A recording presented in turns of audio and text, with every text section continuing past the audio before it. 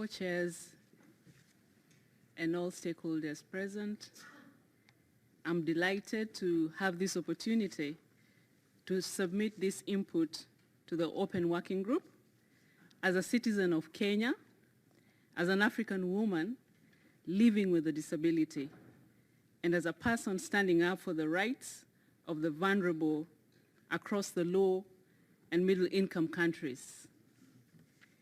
For my country and other middle and low income countries, the current unplanned expansion of motorized transportation threatens to place millions of vulnerable people at risk. It continues to add on poverty and undermines equitable development. Alongside the human cost, the health and economic burdens posed by this unplanned expansion is unsustainable. Young, economically inactive sections of the populations are being severely affected in Kenya, for example, with road traffic injury being a leading health burden for young people in their 20s, according to the recent Lancet Global Burden of Disease research. Road traffic injury is also placing health systems under intolerable strain. I work in hospitals in Kenya, and where the majority of trauma admissions are road traffic injury. This pattern is being repeated across the middle and low-income countries, which account for the vast majority and 90% of the total number of road fatalities. Looking at this report that was published just the other day, you will see that the global burden of disease in 1990 was at number 6. In 2010, it moves to number 3. And unless anything happens differently, it will keep shooting up. Some targets for the Sustainable Development Goals post-2015. Transportation is, of course, central for development and economic growth. However, for equitable, sustainable, and inclusive growth, transportation can and must be clean, safe, affordable, and reliable. This can be achieved by integrating clear and focused targets into the SDG goals.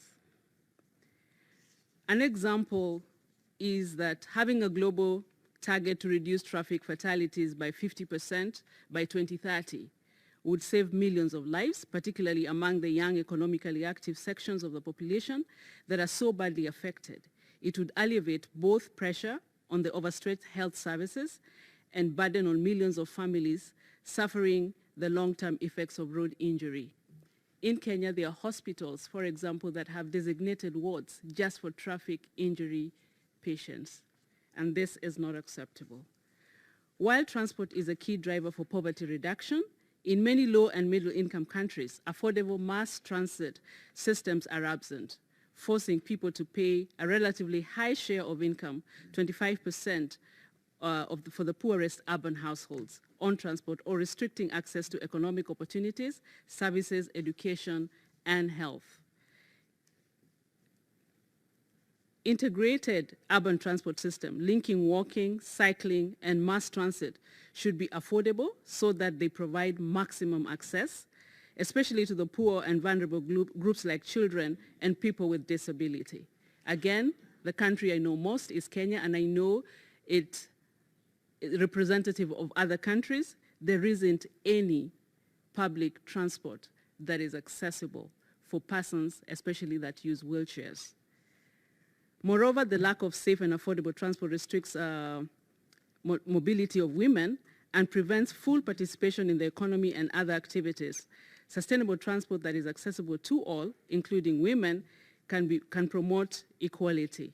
A proposed mass transit SDG target could double the number of urban citizens that have access to integrated mass transit systems by 2030, and this can be achieved by supporting the upscaling of mass transit systems using innovative financing models. One model that is an example of this is the Share the Road, which aims to catalyze policies in governments and donor agencies for systematic investment in walking and cycling road infrastructure linked to public transport. This initiative has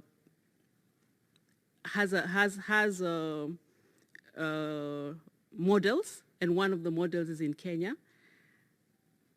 And it shows how you can separate transport and road users, cyclists, the cars, the pedestrians.